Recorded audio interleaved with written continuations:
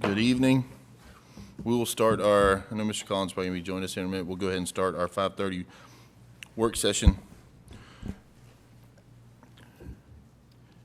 If you guys want to present to us or kind of present the project, you guys will give you the floor and let you take it from here.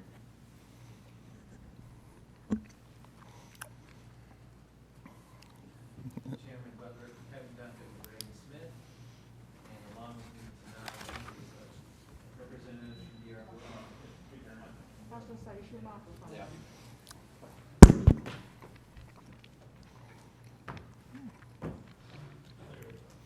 Thank you. Along with our team as far as engineering and transportation planning. Pleasure to be here this evening. We want to make sure to give an opportunity to kind of review this plan and discuss it with you and really listen to anything that you want to talk about and answer anything that you might have questions about. So I'll try to leave mostly time for that. But very briefly, if you could flip to the next slide. Something I have control over, or does someone else have? Here we go. Going. Looks like we need another. Oh, back up one.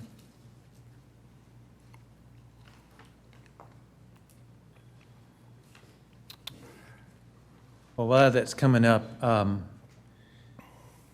there is an existing PUD in place in the property. We are coming in with a revision that is a POD because that is your new zoning district. The major changes in that involve going from what included single family and some townhomes in the previous plan. We are now proposing all single family. Those are a mixture of 50 and 60-foot lots, 60-foot wide and 50-foot wide lots.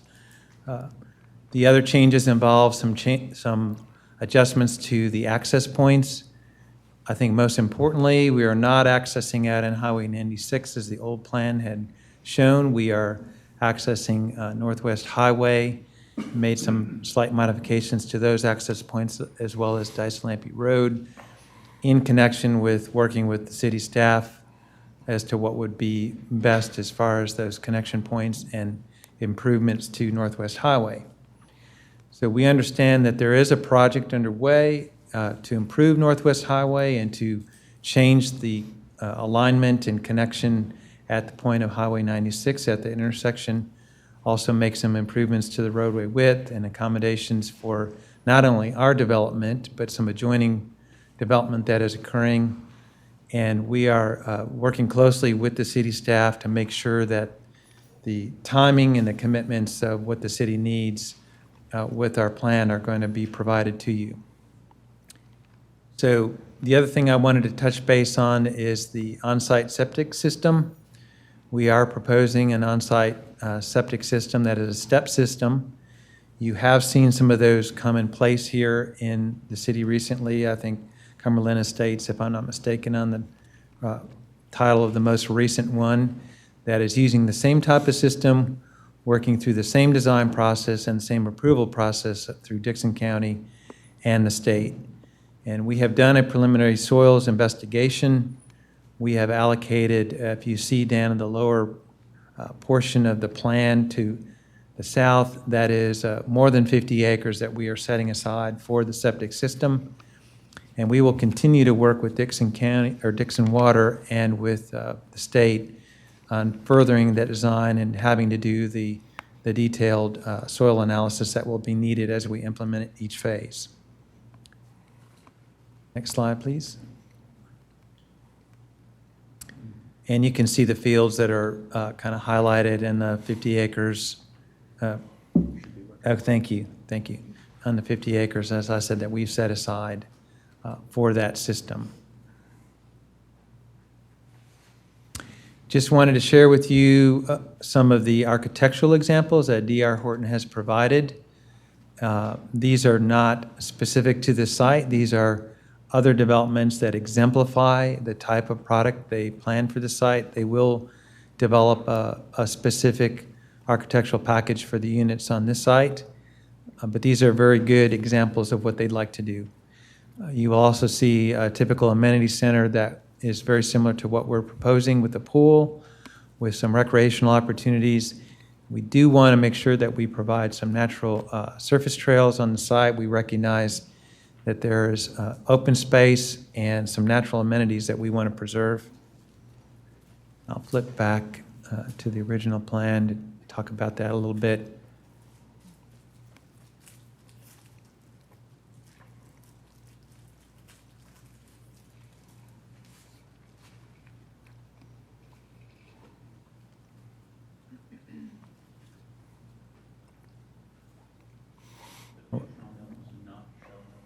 Okay, let me back up. I'll use the one on the cover sheet. You can kind of see it here. I mean, being a POD, we are contributing a fair amount of space to open space, to the amenities, to provide some buffers between us and surrounding properties. And one, I think, thing that is a real attribute of that is you can see we don't have that direct connection on Highway 96. There's a stream between us and Highway 96, and that would be, in addition to the trees, a pretty good visual buffer. And then also there's a fair amount of open space along Northwest Highway that would be a buffer. And part of that is required because there is a stream there as well. But we are enveloping the site with this open space. We are providing a 30-foot vegetative buffer around the entire perimeter of the site, as was on the previous plan. And we are very much open to just hearing your further conversation tonight about the project. Pat, did you want to say anything relative to D.R. Horton? I didn't mean to accept that opportunity. Commissioners, I'm Patrick Pitts with D.R. Horton. I'm in the land acquisition team for the Nashville division. I appreciate the opportunity to present our project proposed for this site. I know I've worked with this site for about 2 years now, but many of you know it better than I do if it's been around for a long time. We think this latest version is an excellent use for the property. D.R. Horton, if you're not familiar with us, we are the largest home builder in the United States. We do different things in different parts of the country, but in Nashville, we are best known for a good quality, entry-level or first move-up type of product. That's what we anticipate developing here. Housing that good single-family homes with a good level of features, beautiful amenities, and still at a price people can afford them. And I live in Williamson County, and I think we all know that that is getting incredibly hard to find. So we look forward to delivering our product here and being good neighbors in Fairview. I can tell you, I hope this isn't our last site in Fairview. We are eager to do more building the community on this side, and we're happy to answer your questions. And drop my pen. Thank you, guys. We'll open the floor. If you guys have any questions or discussion.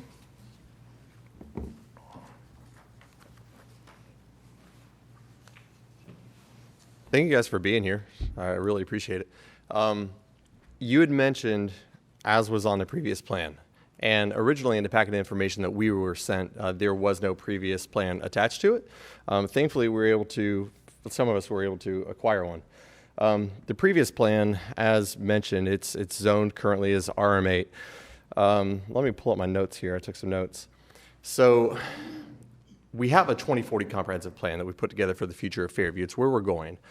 Neither RM8 nor the RS8 pod are appropriate zonings according to the Fairview 2040 comprehensive plan.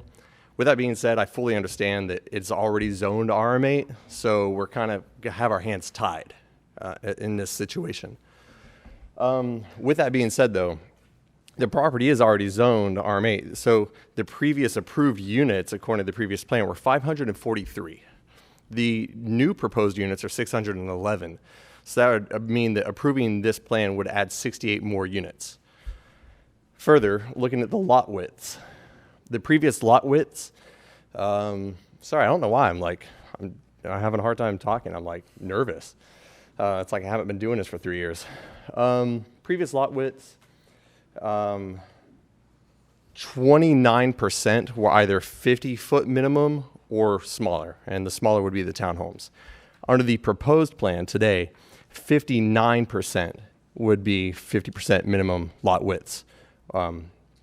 So under the current development plan, only 29% of the lots were 50 feet wide or smaller. The proposed plan before us today would increase that amount of lots to 59%. That's a 30% increase in smaller width lots. The current plan density, let's talk about density for a second, is 2.16 units per acre. The proposed density that you brought before us today is 2.47 units per acre. So the new plan is also more dense. So in all respects, proposed zoning, total lots, lot widths, and density per acre, this proposed master development plan takes us further away from our 2040 plan, not closer to it.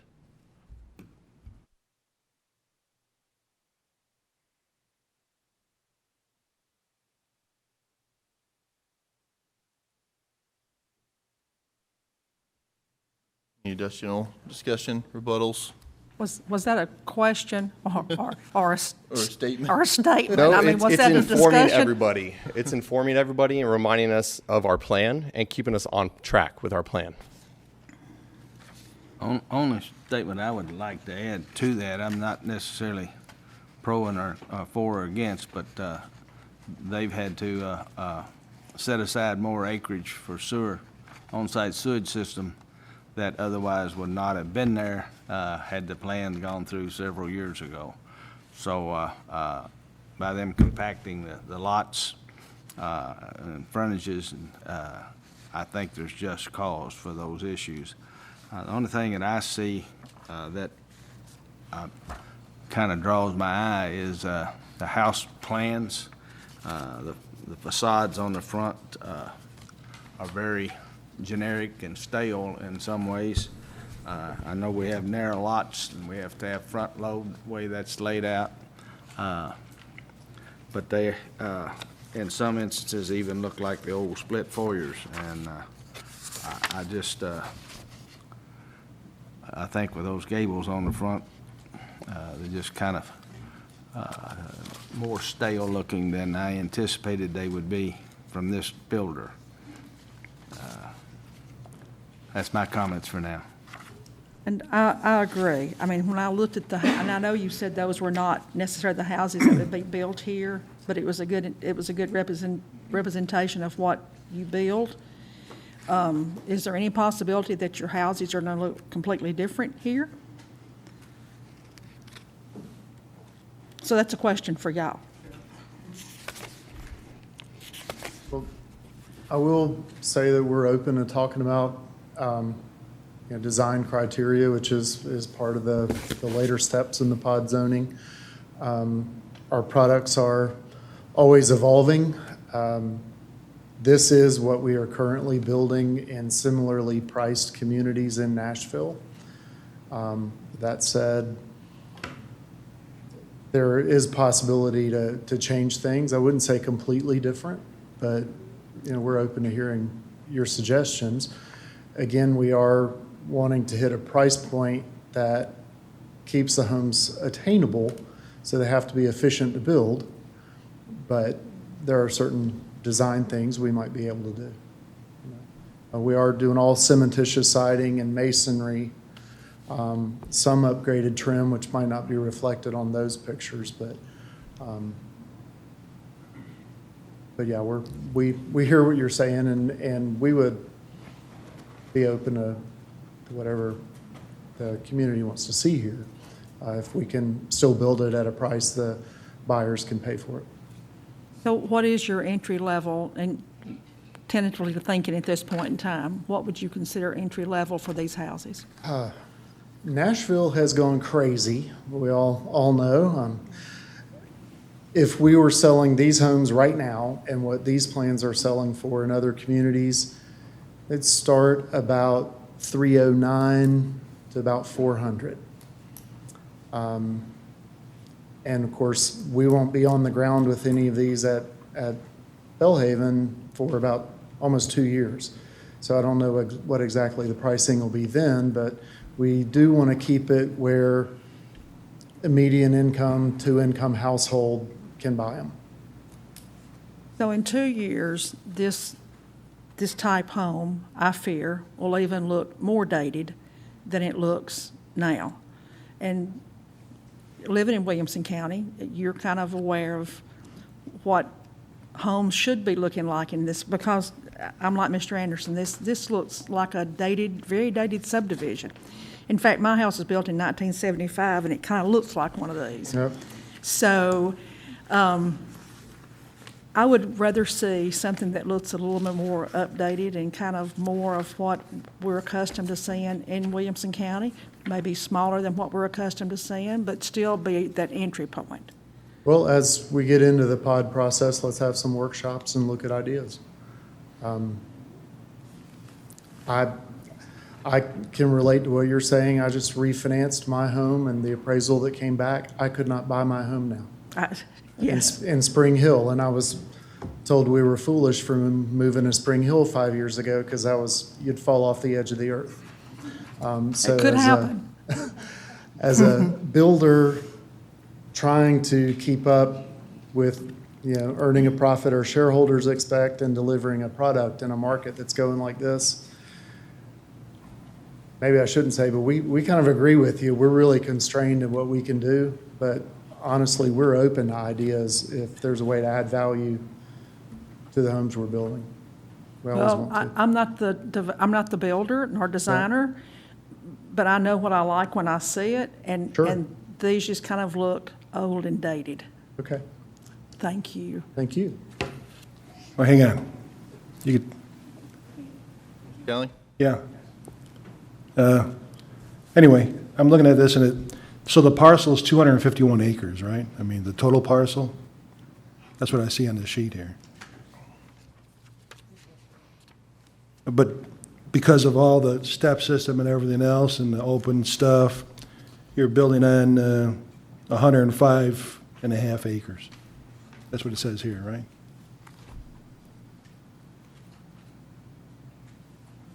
According to the plan, that's correct. According to the plan. So, even though you divide the homes by the 200 and whatever, it's really going to be on 105, so there's going to be almost 6 homes on every acre. So, I don't know where believe you it was- guys live, but if there was 6 homes on an acre by me, it'd be kind of crowded. I believe as it stands, there's 15 feet in between two properties, or two actual houses, not properties. 15 feet, correct? 7.5 feet? 7.5 foot setback, yes, sir. On each one, Correct. totaling 15 feet between Right. neighbors. Right. So, we are consolidating the development within the site. To your point, we're leaving a large portion undeveloped, and we are focusing on, a higher density within the area the pocket that is being developed. If I'm not mistaken, your comprehensive plan would call for moderate density housing in this area, which I believe allows for 4 units per acre. Sir, if I may. Yes. The proposed zoning, or the appropriate zoning for that area would be either R40 or R20. Or R20 with PUD, yeah. But we're getting rid of PUD designations, as I understand it. Okay. Well, right, and so part of this process, I think, is working through the approved PUDs, and that was where I was going with the medium density. I mean, I believe in the comprehensive plan, it shows them as approved PUD. Is that correct? It stated a R20 PUD, which at the time when it was written would have been a 10,000 square foot lot. Okay. So we're trying to work, a plan that is going to give you open space, that is going to provide for enough room for that on-site sewer, as we said, those amenities. That's going to increase your density in the area that we are developing. That's true.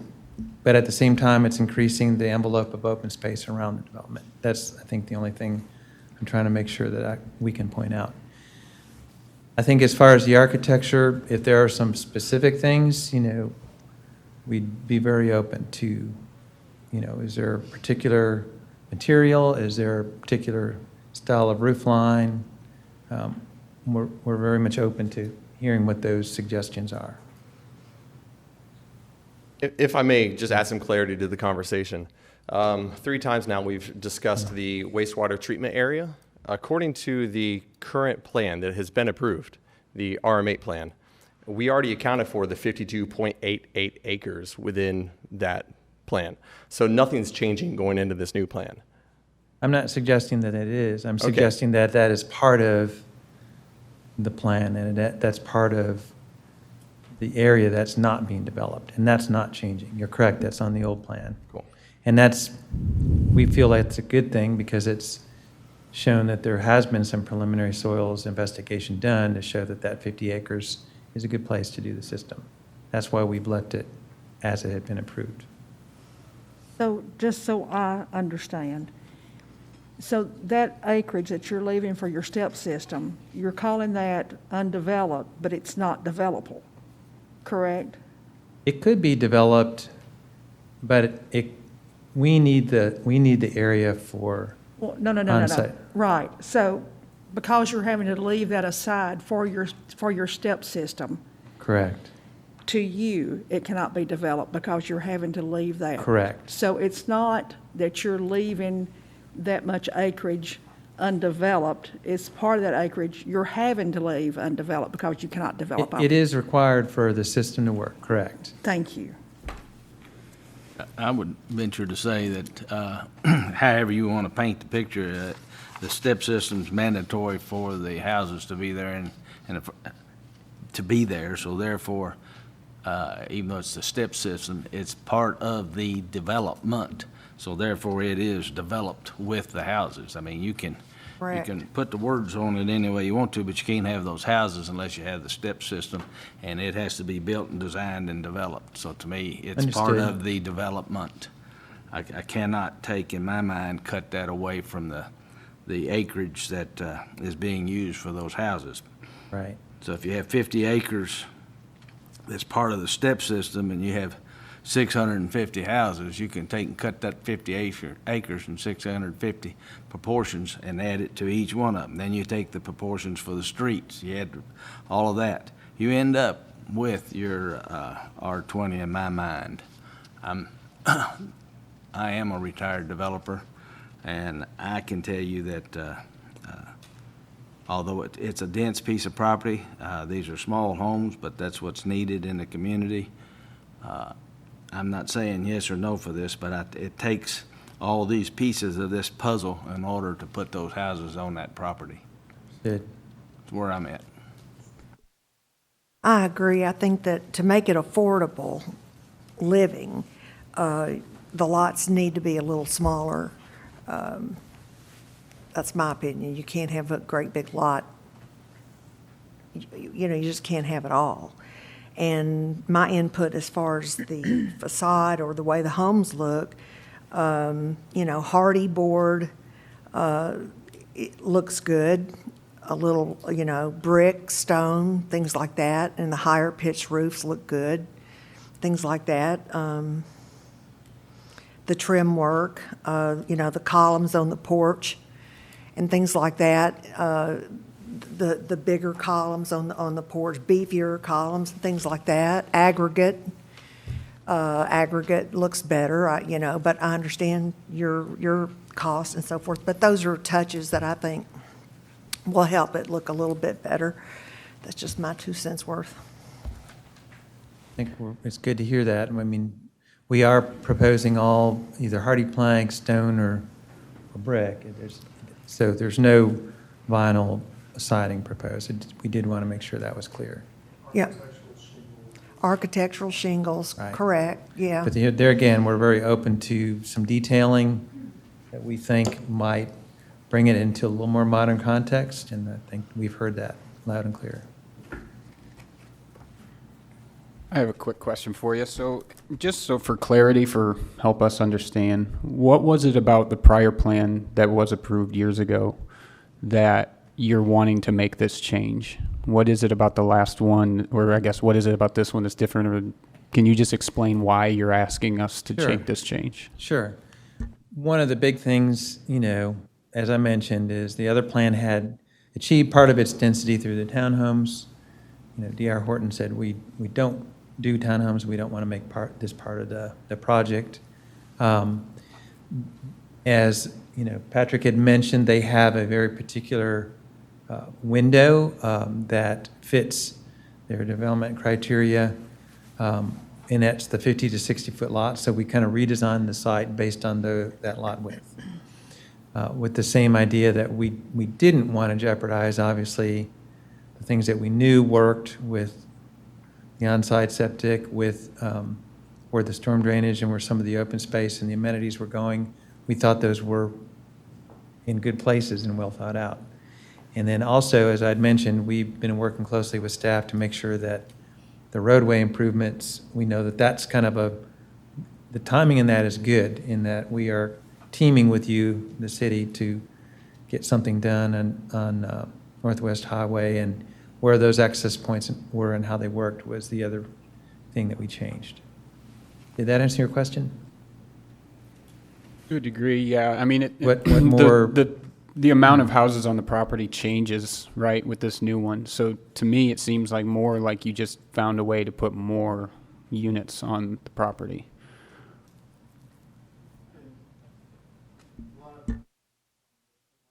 Totally necessary. I would also add that the previously approved plan was not D.R. Horton's plan, so I can't really speak to all of that plan, but for us, it is not feasible. Larger lots mean higher development costs because you pay per foot for every utility service in the ground. You pay per foot for the roads and sidewalks. So, and to hit our product, what we see works for the site, we needed more density than that. We would not be the appropriate buyer for it to do 40,000 square foot lots. There are builders who do that. That's not our business model. So, We don't have to jump right to 40,000. I think there's some wiggle room there before we get to that, right? Do y'all ever do 10,000 square foot lots, considering that's the minimum on the 2040 plan? not this product and price point, no. Because I know we need this here. It may just not be the right location per our conceptual plan for the city. Yeah, absolutely. We have a couple of times affordable housing has come up, and affordable housing is totally important. I wouldn't have been able to move into Fairview when I did if I couldn't have afforded the home that I purchased, right? With that being said, though, we have accounted for affordable housing within our 2040 comprehensive plan. There are places to put homes of this density and this type in Fairview. This is just not the location.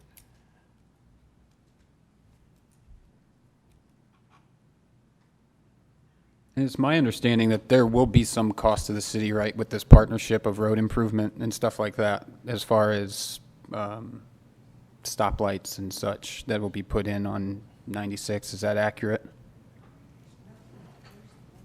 Yes, sir. So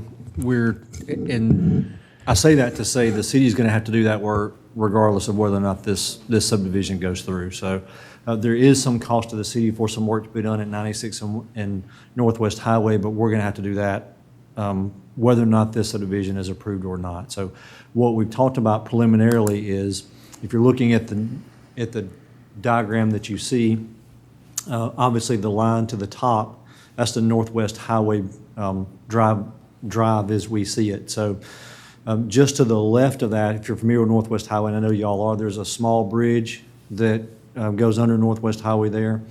So the plan as it exists, the discussions that we've had preliminarily are the city will replace that bridge and realign Northwest Highway, move it east approximately 100 feet to square that intersection up with Highway 96. So and that will be a 3-lane road that will be traffic light controlled.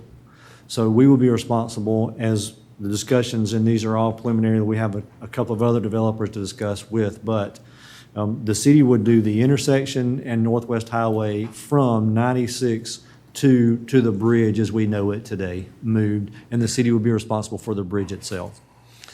D.R. Horton then would be responsible, per our verbal discussions, will be responsible for widening the road to 3 lanes from effectively the bridge to Northwest Highway at Dice Lampley. There's a very sharp curve there at Northwest and Dice Lampley, so D.R. Horton would do from the bridge to that intersection, and then the developer who is doing the 1 acre lots, where they're talked about a realignment of Northwest, that developer would do that section of Northwest Highway. So there are effectively 3 sections with that. The city would be responsible for the 96 intersection. With that, our discussions have been that we would do all of that work together on a joint bid for a cost savings and uniformity of the total product, because that's a big section of Northwest Highway at that point. The discussions that we've had with D.R. Horton, and I have a follow-up discussion with another developer partner in this on Thursday morning, is that the city, in partnership with those developers, would bid this project out as a design-build project. So we would select an engineer. That engineer would then design the project and oversee the construction of the project for all 3 phases, and then we would, all 3 sections, and then we would cost share that at one project. So once that project was done, the city would pay for its section of the work, DR would pay for their section, the third developer would pay for their section, but we have a uniform product for the length of the construction. So I hope I've answered that question. But Yeah, that's- you did. I just want to make sure I understood you correctly. So you're saying that whether or not 600-plus homes are introduced to that area, that will have no impact on whether or not there's a light put on 96 and Northwest Highway? We believe that's correct, and I can explain to you why. There's significant traffic on 96 and significant traffic on Northwest Highway. So we know that's an issue. When we realign that intersection or that roadway and create that intersection, we believe it's going to warrant traffic signal with the existing traffic. We also are discussing a future site for a fire station number 2 at that intersection. So as we go through that, that would be the long-term. And again, all that is moving forward or being considered with or without the additional 600-plus homes in that area? That is correct. We have no choice but to do that work.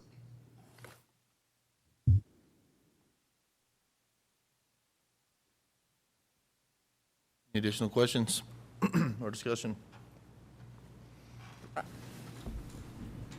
I have a question, I think, about where the property is that Mr. Jenkins referred to about, that we have property in the 2040 plan that for. Yes, ma'am. Mayor, are you referring to the areas where we have residential transition, residential high, and business/employment district, where we have higher density homes? We have all that currently platted out. So, for example, Yeah, where is that?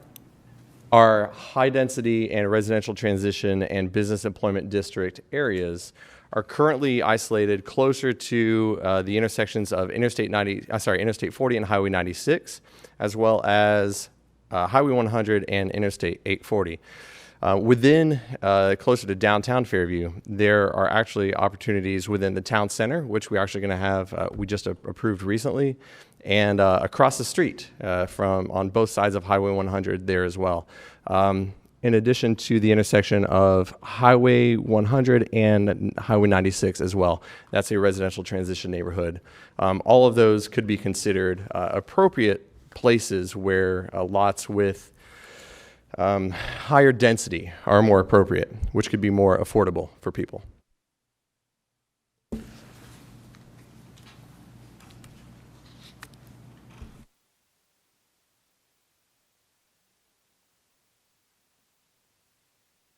How far down the road is that going to be available? It depends on whenever people decide to buy up land and come before us with a good plan. Well, land also has value, and so the person who owns the land establishes the value.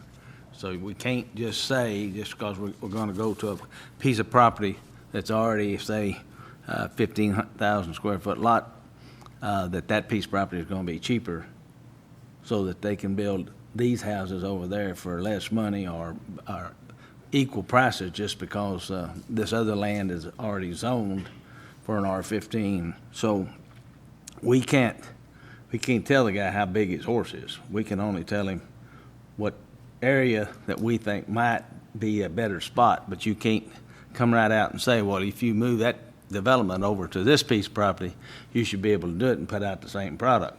That just does not happen. Commissioner Anderson, that is exactly what the plan is. The 2040 comprehensive plan is just that. It is us saying, as a city, we have come together and we have made the decision that this is what we want our city to look like in the next 20 years. And here are the appropriate places for us to put certain types of development. That is exactly what our plan is. It is us saying, as a city, this is where we're going. Developers, builders, if you want to join us on this journey, if you want to take part in our vision, we welcome you, right? But presenting a plan like this one today that is already, before we even approve anything, it's already not in alignment with our 2040 plan. And the proposed plan actually takes us further away from the 2040 plan. Well, they're not proposing putting a shoe factory out there or Who's anything talking about crazy shoe like that. factories? I'm talking about high-density housing, RS8, in an area that we have currently set aside, planned for as RS20 PUD or lower density. Mr. Collins, you have something for me? Yeah, if, just in the interest of discussion and making sure everyone's on the same page, and without giving any appearance of taking sides on this topic or another, because that's certainly not my role and certainly not staff's role, but just a couple of things to point out as we're having this discussion, because the discussion is healthy, just so everyone is reminded, a comprehensive plan and a land use map is not approved zoning. So the discussion that you have tonight is not a discussion of whether or not someone is proposed a violation of some zoning, because the comprehensive plan is just that, a plan.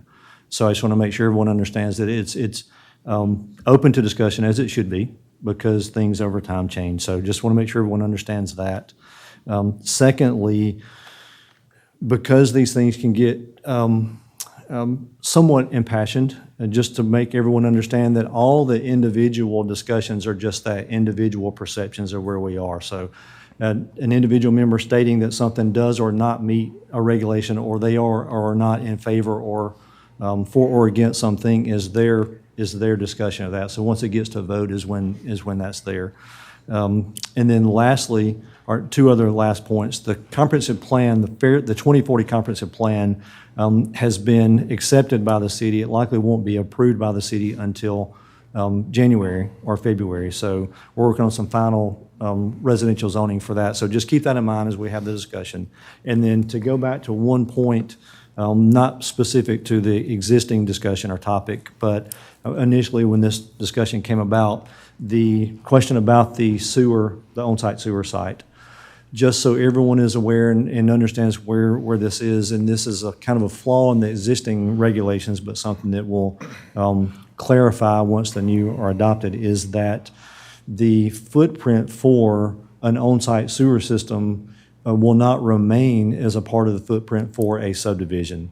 So this 50 acres that's being discussed as a part of the subdivision, the ownership of that 54 acres, I believe the number is, that 54 acres will actually be transferred in ownership to the Water Authority of Dixon County, and they will own and operate it from that point forward. So it will be platted out. So just when you're having the discussion, just understand that what you're talking about, even though it shows the sewer dedication, you're looking at 202 plus or minus acres minus 54, so that puts you about 148 acres of development property that you're talking about. So it's just, we get in there just to clarify that 50 acres for the purpose of the development will evaporate in its ownership and operation and function. So I think the big problem is this property's been sitting around for 15, 16, 17 years. Yes, sir. So, nobody here was involved with that.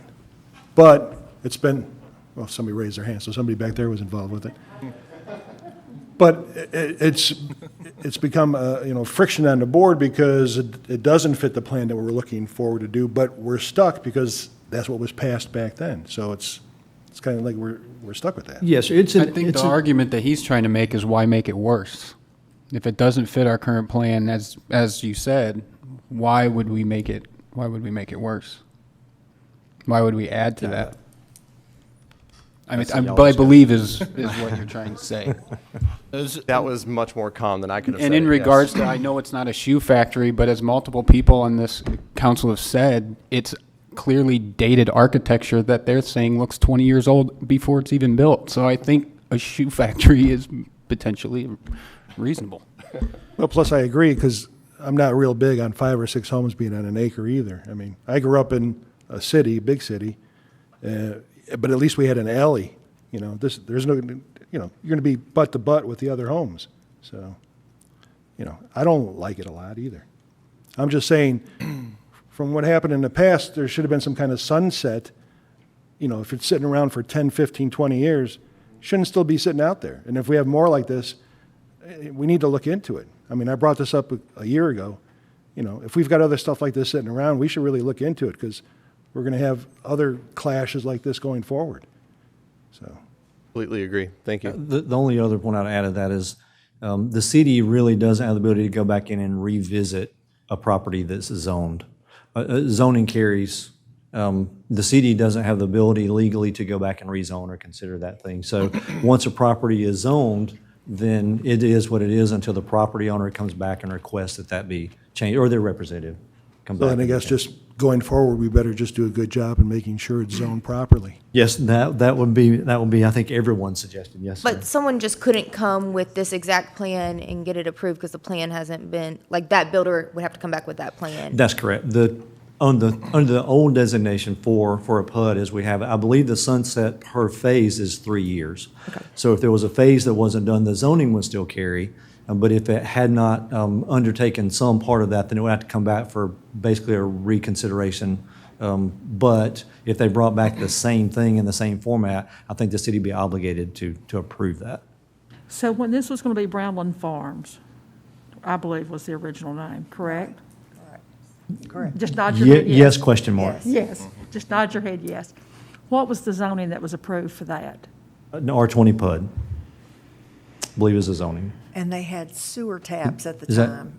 or is it RM, or is it RM8? RMA PUD is current design. Everything Okay. else, yeah. For the. I apologize. Too many R's. Yeah. But I I don't know want to about make sure the I'm telling you original. exactly as it was voted It should say on. right here. It currently sits RM8 zoning, but that changed in 2014, I think, maybe. RM8 now? The- RM8 PUD. Do we call that a pod now, or is it still an RM8 PUD? PUD, they're requesting an RS8 PUD. That's Ordinance correct. 18713, and that would have been back in, I believe, 2007, 2006 area. Amending the preliminary master development plan, PUD overlay for Trails of Brownland, map 21, parcels 21 and 41 by revising certain lots and types of structures. That is the latest approval I have seen, and that would have been 2006, 2007 area. And that would have been. That's an RM8 with a pod. That was RM8 with a pod that was voted on 1 year prior to that. And an RM8 with the pod is 8 homes per acre. With the multifamily designation since they had the towns in it. Since they had townhomes. Right. Correct. And so now, they're requesting it be changed to a, RS8, because they're removing the multifamily. RS8 PUD.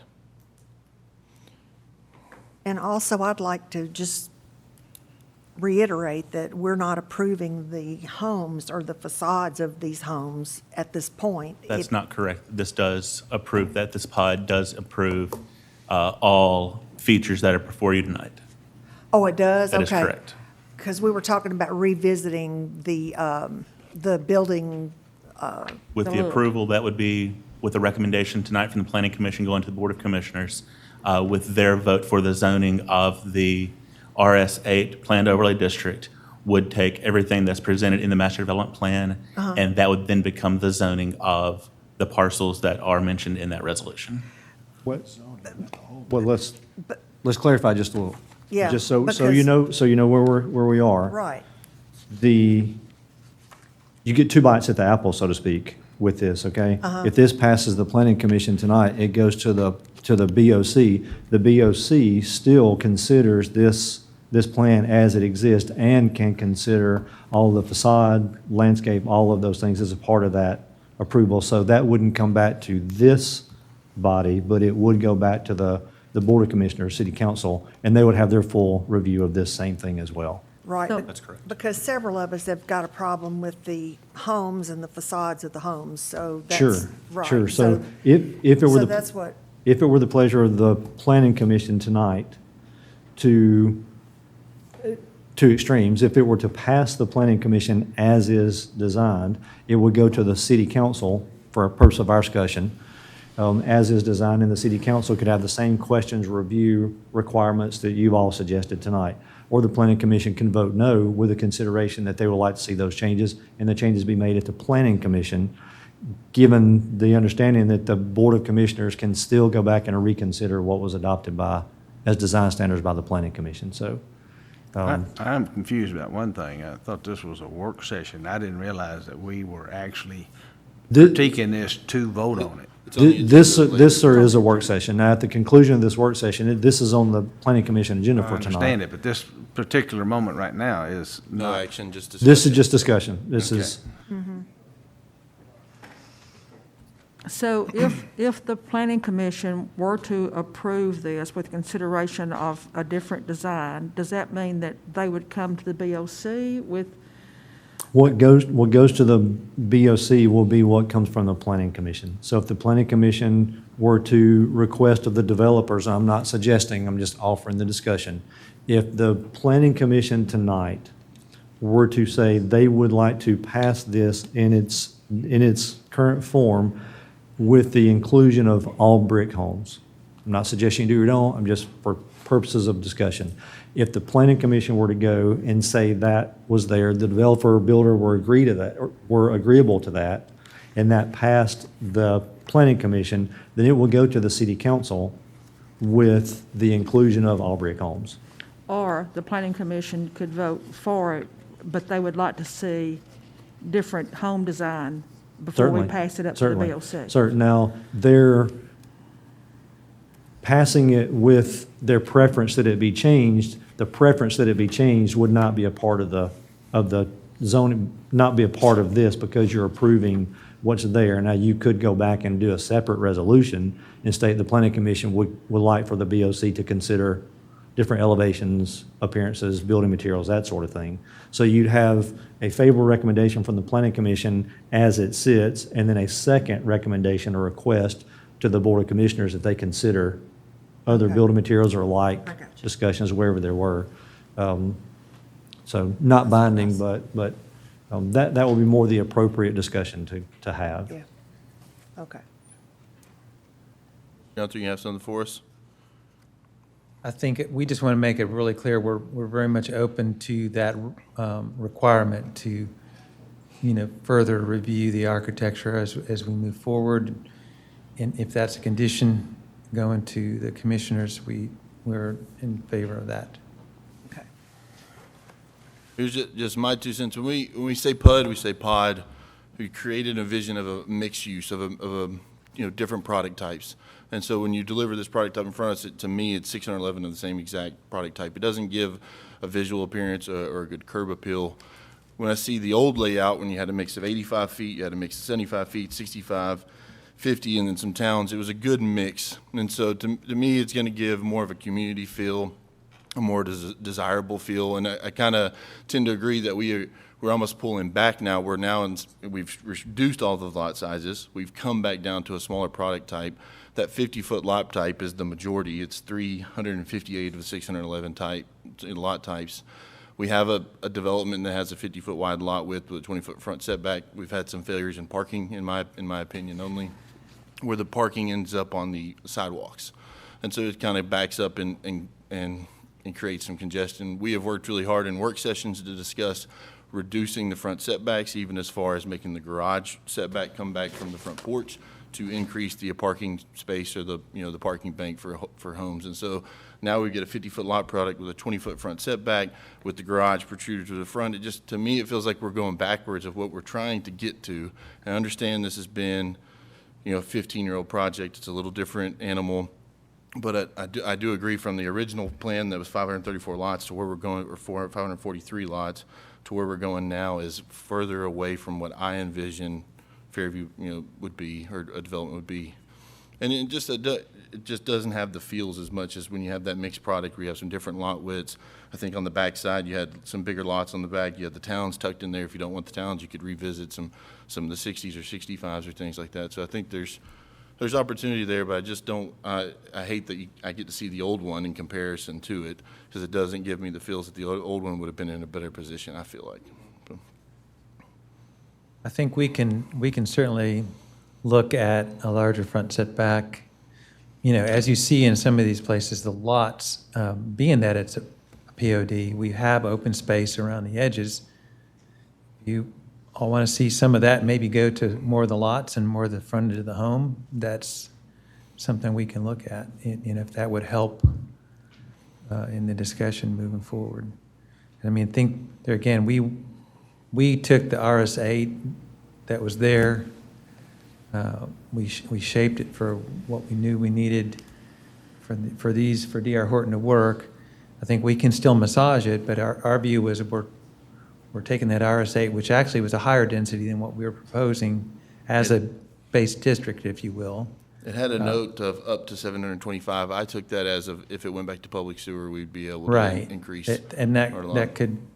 that could obviously be a big game changer. But my point I want to make is we can adjust things like the front yards. We can add some more depth to the back of the lots to make them slightly larger. It may change some of your open space calculations some, but it sounds to me like that's not necessarily Yeah, your primary concern. I wouldn't want to reduce open space or that 30-foot buffer given the perimeter from the, the adjoining parcels. No, yeah, I'm talking about places where we have more than 30 feet. But, and we've had this conversation so many times, is density to us, is it the 2 point whatever per acre, or is it the lot size? And to me, I keep falling back of when I stand in that street and I look around, can I see 40 homes, or can I see 10 homes or 15 homes? And it just, it doesn't give, the 50-foot smaller lots just doesn't give me the feels, especially when it's the entire product. I don't think that's the spirit or the vision of a pod or a PUD overlay, in my opinion. I think And that's what I was about to say also, was that we keep talking about this visual density seems to be where everyone keeps falling back to. I definitely think we need more affordable housing here for sure. That first-time home buyer, or, that people just aren't committed their whole salary to.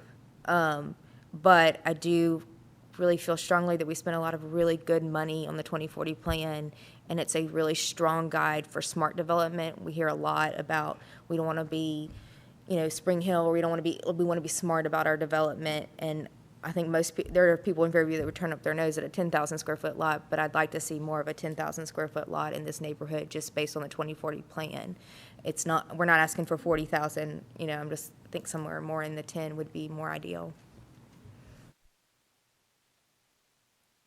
Yeah, I was just going to echo we can talk about what fractions of numbers and density and all this on all these calculations that we want to, but at the end of the day, the citizens of Fairview will drive through that community, and there's no convincing them that this was a less dense development than what was before because of this, that, and the other. They're not going to care about any of that. All they're going to care about is, like Brandon said, you're going to see more houses than you would have under the other one. So, I mean, I think from the eye of public opinion, this is obviously more dense. I think, one thing we did try to do, if you look at the way the pods are shaped out, there is really a opportunity to create pockets within the neighborhood. And they're again trying to save some of that perimeter in terms of your view shed from the public driving by. Would you be open to us, trying to reshape some of those lots just to show that they can still be bigger, but not necessarily lose the 2.4, density that we're asking for? I think, obviously, that's a very difficult change for the developer who'd seen that there's a certain entitlement here. They want to make this something that you're proud of. They're willing to look at adjusting architecture, but maybe we can look at making some of the lots bigger within that current density, if that's something that helps. Because I think, in the end,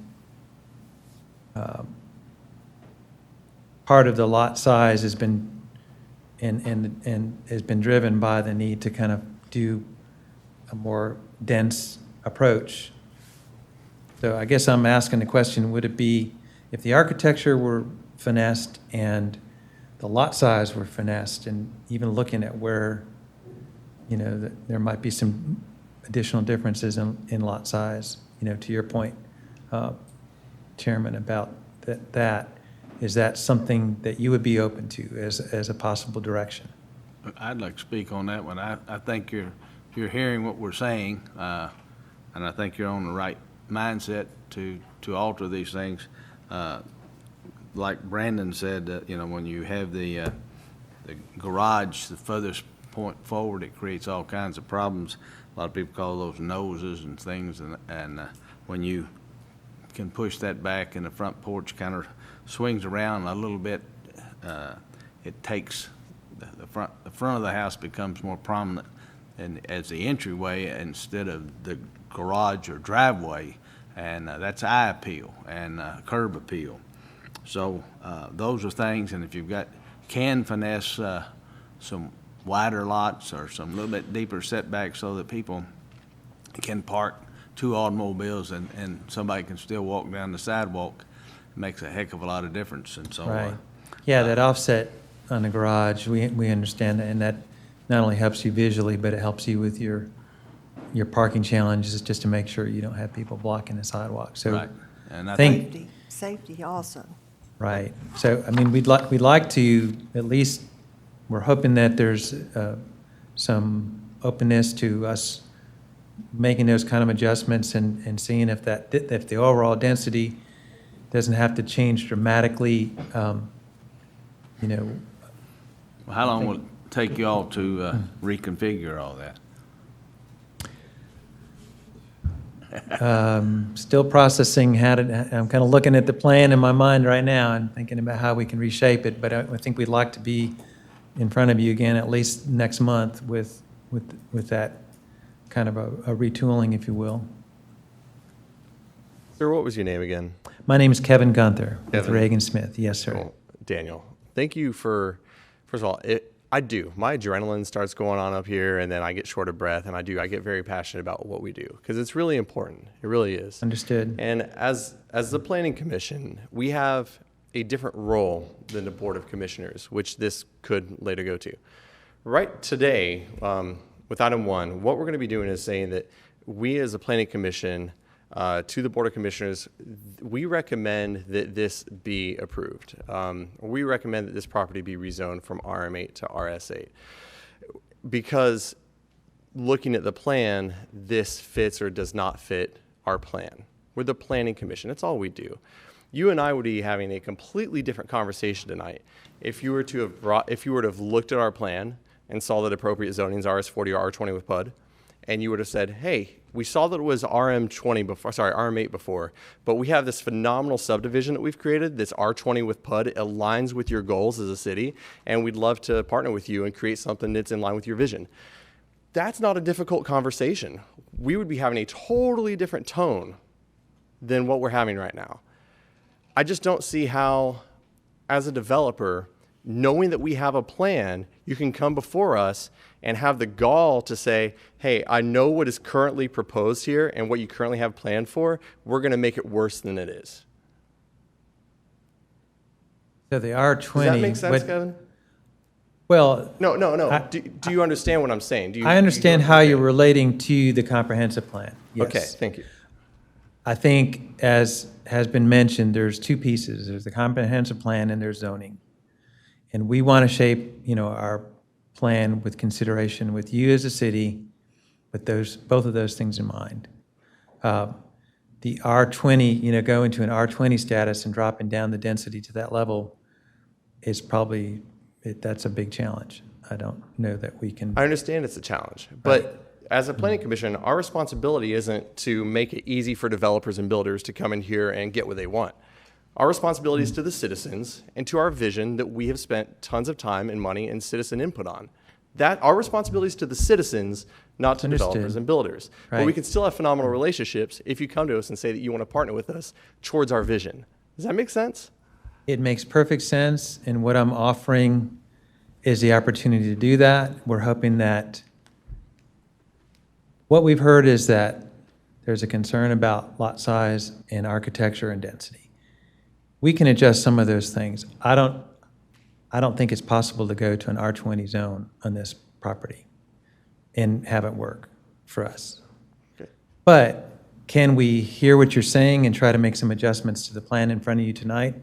Absolutely. And So, your old submittal did have a mix of 10,000 square foot, 9,000 square foot, 7,500 and 5,500, the old plan. So it was a little bit closer. The 5,500, there was only like 59 total of them. So it was closer in that lot size that where in an R20 PUD, you can have a 10,000 square foot lot size, half the size of the overlay limits of R20. So it had better feels. You know. right.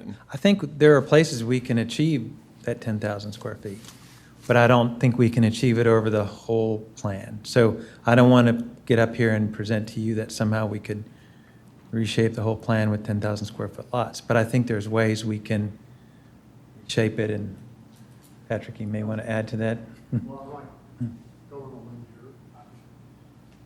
Just so I understand what to take back to my leaders, we had removed the townhomes and did not consider them. We do in fact build townhomes. We sell hundreds of them.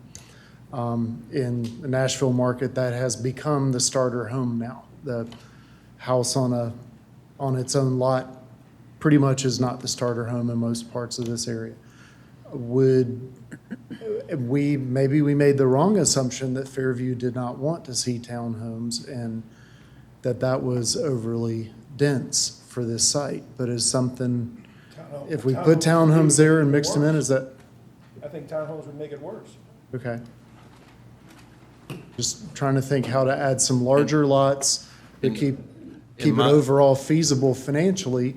We could make some larger lots on one side and squeeze down the townhomes on some others. And this is just my opinion, but I like the townhomes. I like the old product better, where you're going to have you have a little pocket of town, so you have an entry-level product, then you're going to have a little bit wider product. You're creating a sense of community where somebody can move into that when they graduate college or high school and get into work and slowly move up and keep buying in your community on the different lot sizes or phases, instead of creating a product where it's the entire same thing. To me, it feels like almost like a rental project, just because it's going to be the same stamp over and over.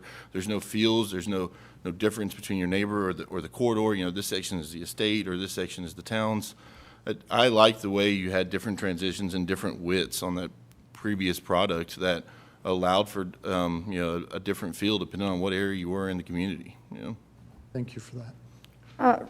I would like to say, first of all, that since this is a workshop, how much we appreciate you all coming and how much we appreciate y'all willing to try to figure out what can you do to make this work.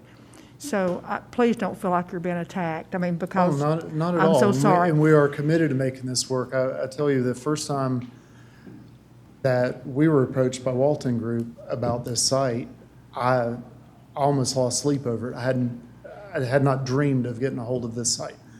It is a phenomenal place, and one thing that we think is phenomenal about it, and that excites me, is that it might be one of the last places in this area where, I mean, the homes still are going to be kind of steep by national standards, but we could actually deliver a product that, I mean, we have waiting lists in all of our communities, a lot of builders do, but people want this.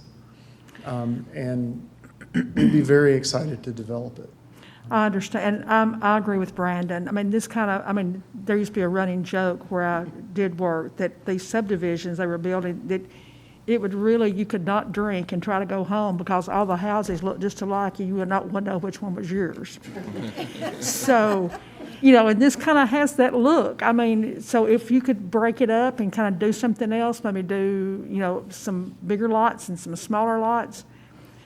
One of the things I never want to see again in Fairview are subdivisions where you don't have room to park your car. And if someone dares come to visit you, you have to Uber them in from somewhere. We don't have Uber. So, that's one thing that I think is very important, that you have space for people to at least get into their homes. I agree with Certainly. Brandon too, and her as well. I think it would look better to have a few townhomes and a few smaller homes and then bigger homes. I think it'd be better to vary it a little bit. It'd be more interesting, for one thing. As long as they don't It's look just like not- this. Right. We don't want them to look like this. But we don't want them to look like that. We want them to look, Well, and But I I can tell think you, that's- I won't slam a competitor, but I can think of one neighborhood of $1 million homes in Mount Juliet where I feel that way. They're all Right. the same color brick. but we very so much appreciate. Money doesn't necessarily buy taste, but we True. we can work on seeing what we can do to deliver our product and get it. I've already got some wheels turning, so. But we Look forward to doing appreciate it. you being here, and we definitely hope that we can find a happy medium here where we can get something done for the benefit of everybody, so. Sure. But we appreciate you being here. Quick question, just so, because staff's obviously going to be working, trying to help through this thing. So again, there are a lot of moving parts to this. So just for our purpose, when we're trying to go through and hash some of this stuff out, because there'll be a lot of work that goes on behind the scenes before you guys see this again. I anticipate at least another work session on this. But kind of from what I'm hearing from this conversation, density, and I use the term understanding, but density doesn't seem to be as big of a concern as the overall development feel in use. Is that what I'm? It depends how you calculate the density, if you're using the 54 acres for a step, if, it just kind of depends where you're Yeah, getting it from.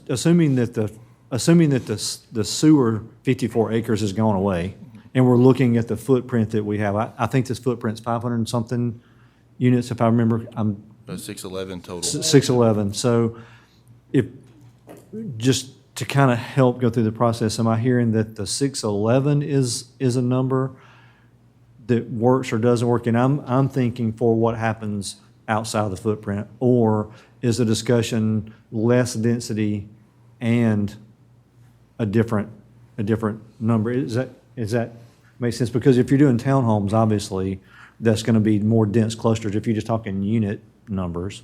So I'm just trying to figure out within that kind of what that Well, that's why I said. sounds and feels like. Townhome, I didn't like the townhome because it's going to increase the density, actually. So, You're going to have, so I don't think there's maybe I misunderstood. I don't think the townhome discussion as it's being held now is a discussion in increasing density from the 611. I think the townhome discussion is a discussion about appearance and feel within the development itself. If I'm understanding. So You got it right. So as we're going through this, if we're talking about, I've heard 10,000 square foot lots, I've heard setbacks, I've heard townhomes, those sorts of things. So I think as we go back and just walk through this, because there'll be a few iterations and I'm noting how many phone calls and who knows what else. But as we work with them to try and figure out something to present, or maybe a couple of some things to present, I'm not hearing that the density, the number, is as much of an issue as it is the actual flow, function, and appearance within the footprint itself. I don't think anyone's going to argue if they come back and say 450 rather than 600. I understand that. I'm just trying to get some window of what. I mean, I feel like when I first started, we were talking about all these calculations, and the numbers were this really strong, and it was just like constant, like, point something, oh, it's this point more. But when you really focused everybody, it really came back that everyone was very much more concerned with visual density. And to me, Right. what makes our community rural, that I think I hear a lot of people come and sign up to speak about, is the tearing down of trees and just flattening the land, putting the houses on, and then having to replant versus Sure. trying to work around those natural trees and natural things. And that kind of works against each other in a lot of ways. Because if you put everything close to keep things on the outside together, then you have the trees on the outside. But if you end up having to flatten everything within the neighborhood, and the houses are closer, and then you can work the opposite direction as well. But it seems like that visual density of houses when you're standing right in the middle of the street is what everyone seems to Okay. respond to. And so I think that's the most important, it seems like, from everything we've discussed in the last year. Sure. I think that traffic on Northwest Highway is going to be terrible, too. Included in this, though, is a revision for a 3-lane road on Northwest, exiting out to 96. So there's a lot of improvements kind of trying to incorporate it into this That's vision, right. this plan. And the 3 lanes would be in addition to turn lanes, ingress, egress, that sort of thing. So, we're within that. But I think I get it. I'm just trying to make sure as we go through the process and we kind of sit down and kind of, Like the old plan was 543 lots. That included a townhome area. Right. And a mixed use of things. So that's just kind of the feels. That's when I But I have also- something to look at, it's easier to. I think the other thing that came into play was specifically the pod designation. By asking for that, they brought into our wanting that community mix feel. Sure. If you're just going to be lots, then just be lots. But if you're going to be a pod, bring in a mixed development. agree. I think, Okay. So, Mr. and- Collins, if I can add just one thing. If you can too. call me When I- Scott, you're When I welcome think to. about these, when I think about these 50-foot frontages, right? There's a neighborhood in this city already that has some pretty tight layout. Sure. Again, like we've discussed, the driveways are not as suitable to have even 2 cars extra in them. So if you and your spouse are home and you have 4 friends over for a cookout, and not everybody is, thinking, we all should park on the same side of the road in case emergency vehicle needs to get through or a school bus is coming through or anything like that. And I can tell you from personal experience, nobody thinks about that because they will park directly across from each other, right? And in a situation like this, if 2 neighbors less than 4 houses apart decide to have a couple people over, it's going to be a mess. And then heaven forbid that there's actual more than 2 houses that have a few people over, or a situation where you have 3, 4 drivers in the house with children that have their license that can't park in the driveway. And let's face it, these garages are not 2-car garages. So you have cars all over the place. I mean, there's mornings in my neighborhood where the school bus is laying on the horn because it cannot get through the road. Literally cannot get through the road. And if a school bus can't do it, an ambulance can't do it, and a fire truck can't do it. So I just think that, and this is with 40 homes, mind you, where this is 611. Sure. So you're just opening up all kinds of issues, and it's not like this has access points all over the place. So if in the back corner you've got a fire, good luck. I mean, if unless you just got really lucky and all the cars happen to park the right way that night, you could be in a really difficult situation. They're standard width. So we'll go back. We've kind of made some notes. We'll go back and see how we plug some of that together and see what gets there. So. And for anyone who thinks that, we'll make the roads a little wider, people don't park with their tires kissing the curb either. So just, there's all kinds of human error in that. When you have little parking availability and people are forced to park on the road, it creates problems no matter how you try to address it. Sure. So for purposes of this, because I know we're getting close, and this is y'all's work session, not ours, but as we get into the planning commission meeting, which will start at 7, I think it would be prudent to remove this from the agenda. Do you agree, Mr. And- Gunther? Yes, we agree. And to your point, Mr. Collins, Scott, to your point, Scotty. Scott, To SCOT. your point, Scott, what we're hearing is that we need to look at the architecture, we need to look at the front driveways and the parking, we need to look at some variations in lot size, increasing maybe some of the lot sizes. We may get a reduction in some of the density, but we're hoping that if we focus on those 3 things and bring back a plan that reshapes those things, that's where our focus is right now. And I want to just make sure that we're hearing the right focus. Sounds better. Okay. And I don't think we're far. If you look at the number, the 611 number that you see before you and the 543, I believe, under the RM. It's a Hey, less so- than 10% difference on your overall So- density. And So there's enough, to Mr. McDonald's point, I think there's some wiggle room in there, as we discussed, to get that there. So Well, thank you for your time. Thank you for your consideration of the project. And I think we've certainly tried to hear you. We will try to bring back a plan that everybody feels we can move forward. thank you guys very much for your time. Yes, For your time.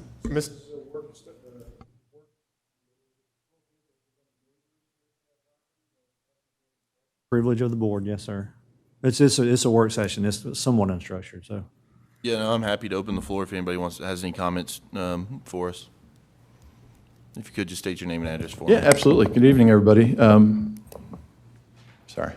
My name's Jeff Pape, and I live at 7114 Elrod Road, and my property backs directly up to this. So first of all, I appreciate everybody's input tonight and the careful consideration of this.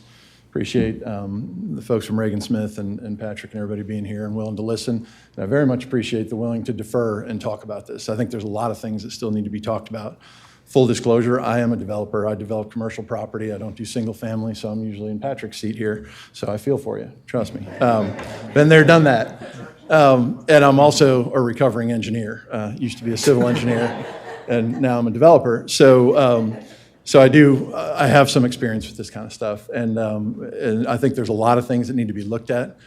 Just a few things relative to kind of the master plan and I don't want to go too far backwards, but I wasn't here back 15 years ago when things were put in place initially. But my opinion is, what was done here doesn't meet the master plan. It's just not good planning. Our property is 5-acre minimum lots. And typical good planning is you transition from that. So you go from 5-acre to 1 acre to half-acre as you get closer to a city center. That's kind of planning 101. And that didn't happen back then, and I understand that there is a zoning in place, but I'm also not an attorney, that I'll make clear. But I don't necessarily agree that your hands are tied on this, because my understanding is that with any PUD or anything, there's a master plan approval. The master plan has run out, so that previous plan has expired, and that's gone. And it's the discretion of the city and the board and everybody to approve whatever master plan you want. You have base zoning in place, and that's there. I respectfully disagree. D.R. Horton's a great company. They do great things. It's not the right development for the right piece of property. On top of the fact, you're going to have a 50-acre septic system in my backyard. We just recently went through the Williamson County process. We had to put a new system on our property, and we have 6 acres. And there was literally only about 1 acre that was suitable for septic. And I know you guys have done some preliminary soil studies. I think that would be great to see those. I think there's a lot of things. Going too fast on this is going to put the cart before the horse. As they've said, they have to go through TDEC standards to get approval for this type of a septic system. And I think TDEC's going to have a lot of input on how much of the soil is usable and all that. And that's going to also drive how many lots can potentially be there. The notes on the plan are a little bit contradictory. On the first plan, it says you need just about 2 million square feet of drainage area, which is like 3,400 square feet per lot, and that's just kind of a rough calculation. But then the revised plans had actual cell areas, and if you add those up, it's only like 1.2 million square feet. So your own plan kind of shows that it doesn't quite match the note on the first page versus the utility page.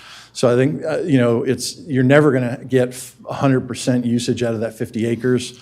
So, on top of the fact that I'm pretty sure TDEC's going to make you guys do a 50% set aside for in case of failure. So I think you guys are probably at least 25 acres short on that. That's going to cut into the lots. And I think trying to drive a number of lots and push that toward, what's fitting here, I think it would make a lot of sense. And I think in some of the comments from, I believe the city of Fairview requires a will serve letter from Dixon County.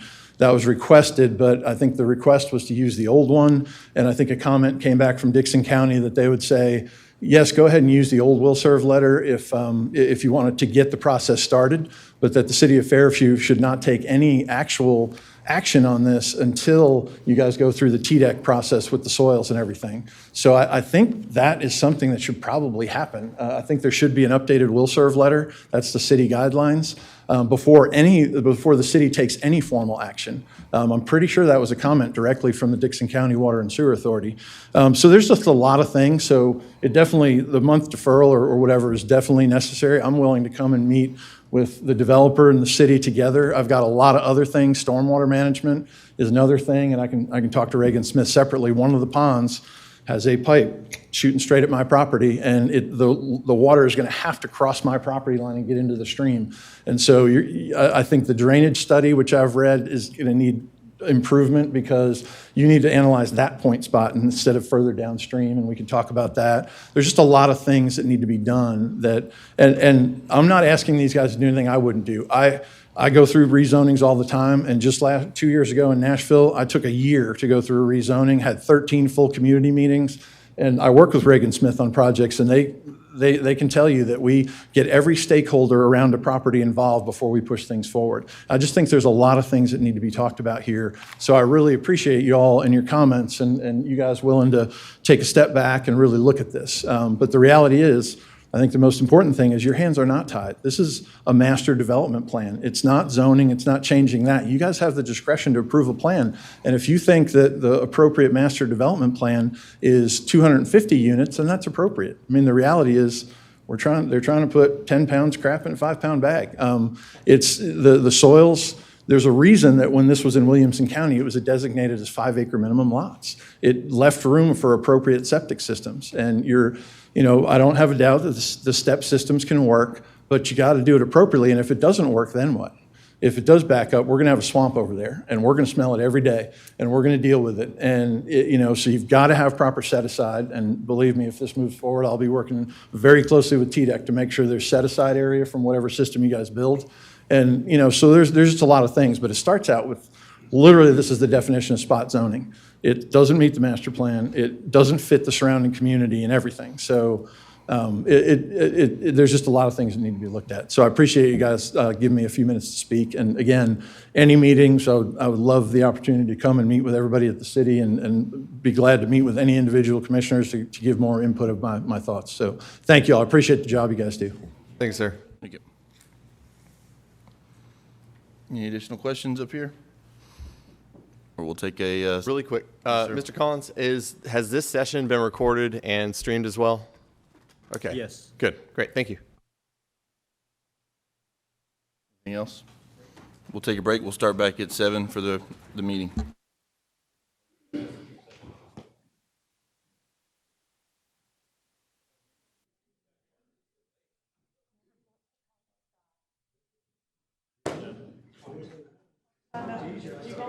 You don't like